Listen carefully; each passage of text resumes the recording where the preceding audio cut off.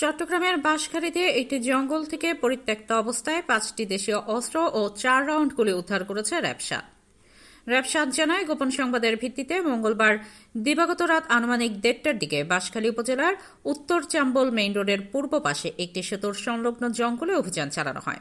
অভিযান চলাকালে জঙ্গলের ভেতর পরিত্যক্ত অবস্থায় 5টি দেশীয় তৈরি অস্ত্র এবং 4 রাউন্ড তাজা গুলি উদ্ধার করা হয়, তবে এই ঘটনায় কাউকে আটক করা সম্ভব হয়নি। র্যাবের দাবি, উদ্ধার হওয়া অস্ত্রগুলো অপরাধমূলক কর্মকাণ্ডে ব্যবহারের উদ্দেশ্যে সেখানে লুকিয়ে রাখা হয়েছিল বলে প্রাথমিকভাবে ধারণা করা হচ্ছে। অস্ত্রগুলোর উৎস এবং কারা এগুলো সেখানে রেখেছিল তা জানতে তদন্ত চলছে।